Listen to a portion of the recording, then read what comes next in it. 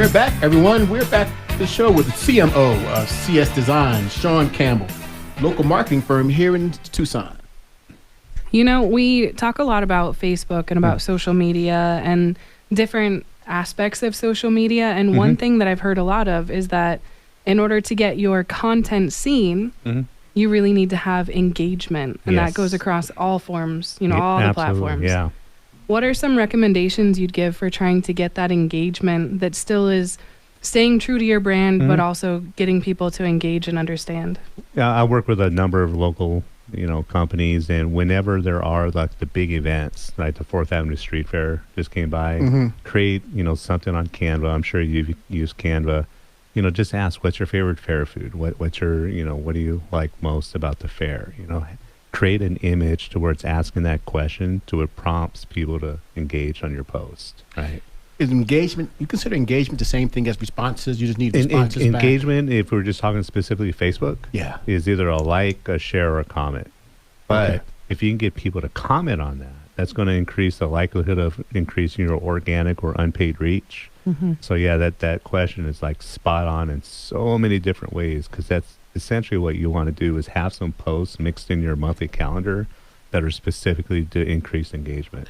Are a lot of businesses afraid of the digital media and going that route? And how do you circumvent that? It's a big topic amongst CS design studios, and in 2 seconds I'll kind of tie it up. It's because we're always worried about retention, right?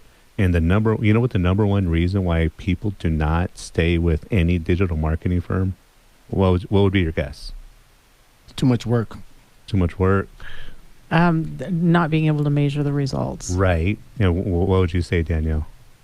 I would say not really understanding what's happening and feeling like, not being able to see the results, not knowing if their money is well spent. Yeah, and it's more on Danielle's answer. The number one reason why people leave a digital marketing firm is because they feel as if they're ignored or just a number.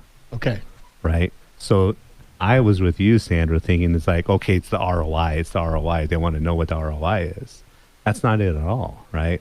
So in answering your question, it took me a while to get to it, but people, if the better we communicate what those numbers are, and say, yeah, we had a down month because of this, this, and this, people are, oh, okay, at least we know you're doing something. Right. You know what I mean? So as long as people know that we're doing something for them and their money is going towards the right places and there's a plan in place, then we alleviate that, that confusion or kind of that hesitancy, right? We work with so many different businesses that are experts at what they do, but they don't do what we do and vice versa, right? And they have to understand that you're an expert at this. This is what we're expert at. And what we're telling you is because we've done this a long time. We understand what you're trying to get out of your company, what you're trying to get out as far as digital goes. Yeah.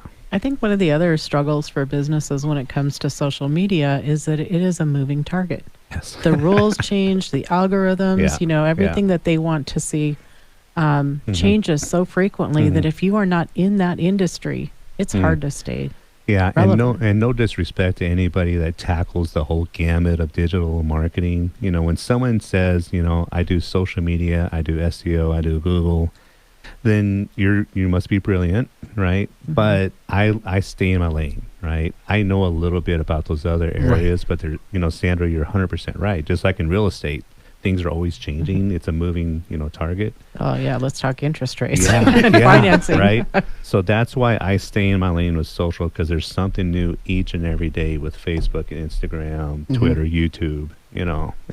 Where do you get your education from when it comes to staying on top of your market? A lot of it is being in front of the stats and the metrics every day. If I see something glitchy or something that's not right, then I know, to kind of do that research. But honestly, I Google it or watch YouTube or, subscribe or belong to a lot of other groups on Facebook where we're all digital marketers. So it's kind of just in the community itself. Yeah. And a lot of people think, they can post something on social media. Anyone can post on social media. It doesn't mean it's good. It doesn't mean it's effective, but anyone can. And so, a lot of times people will think, well, I can just create my own thing. Yeah. And something that I learned recently was that the more content you put out, if it's not being seen, it's got no engagement. If no one's paying attention to it, it drops you down. So even though you've got some content, it's still hurting you. Yeah.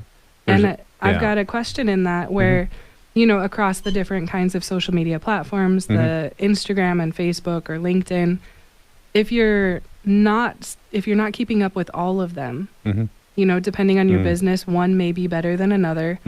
What would your advice be if someone's struggling with trying to do all of them? Yeah, great question. To try and do something well. Great question, because when I've talked to people who are in that scenario and they say, I want to do all these platforms, I always tell them, it's like, you know what?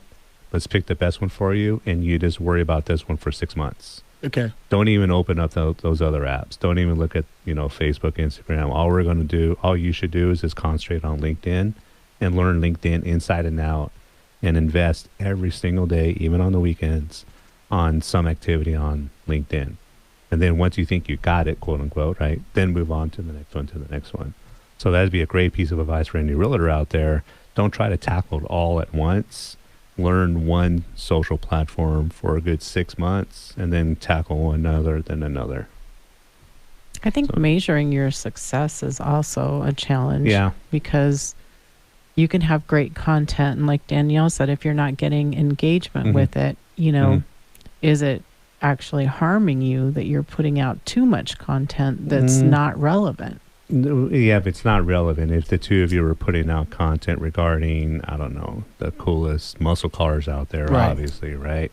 So, if the general rule of thumb is you provide value and information surrounding, educating your audience about home buying, home selling, put some community stuff out there. You guys go the extra mile with this show, which is tremendous, and you utilize this show for a lot of your content, which is exactly what I do with my show, right?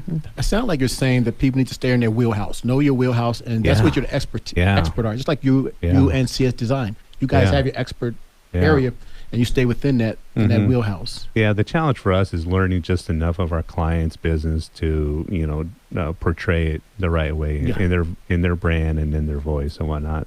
Then we use our expertise in the driving traffic towards, whether it's a phone call or to our website or a lead gen form or whatever it is. Just constantly going, aren't you? You're just constantly doing things. Yes. I have to tell you, I was in a class before I was actually even an agent. I was there as an affiliate member, and the instructor said, life is too short to perfect your weaknesses. Oh, wow. And I went, love that. Wow. So I don't have to do everything myself. No. And if you have, you're fortunate because you have your daughter Danielle. I'm super lucky. Super lucky. So I'm sure I'll be calling Danielle and say, hey, you want a job with CS Design? Don't hurt me like that. Yeah. We got like a little bit over a minute left. We want to make sure that people get a chance to reach you and your company, and so how would they do that, Sean? Just text me 520-339-0259. We'll set up a time. If you want a consultation, just let me know you heard us on the IM Real Estate Show, and I'll set up a free consultation with you, and we'll go from there. Also, are you doing okay with the business? You loving the heck out of it? Love it. That's awesome. Love it. And how long has the business been in Tucson? It's been established 15 years. Just a few weeks ago. It's been 15 years. Letting everybody know it's not new. No. And there's so much opportunity there. I had my business for 7+ years, and now we have Join In Business has been around for 15. Just a good group. I say this affectionately, a lot of nerds in the group.